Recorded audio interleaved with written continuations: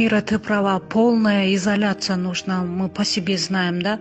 Мы тоже в начале элдер көп көңүл бурбай, особенно север Италии, болбой эле магазиндерге барышып, болбой эле парктарга балдарын алып барып ошентип жүрүштү да. Это не зависит от чистоты, ал бактерия, вирус болбой эле заражаться эткен окружениедан бат эле через воздух, дыхательная система, бүт жердин баары в общем вирусом зараженный болот экен. Ал болбой эле заражение болду бияктан.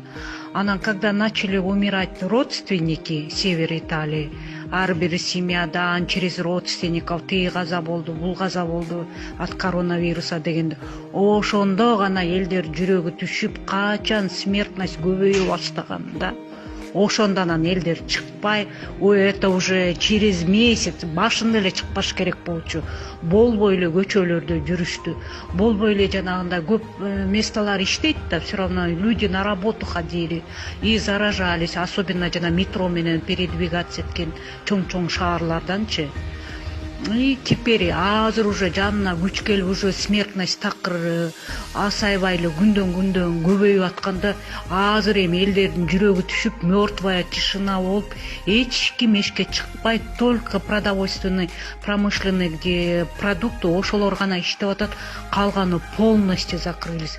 Полная, мындайча айтканда, эвакуация, все дома сидят да. Эч ким чыкпай калды. Ошентип гана сактанып калышты вот последние 15 дней. А башында көңүл бурбай көп чыгып жүрүштү, и из-за этого смертности много. Ошону кыргыздар аябай дисциплина болуш керек да, анча как в Китае чыкпагыла дегенден чыкпаш керек болчу. Анан биздин кыргыздар Кудай сактасын деп эле жүрө берчү эле. Опасаюсь, если есть факт зараженных, я боюсь да, андачы. Анда кыргыздар бат эле жугуштуруп ийишет.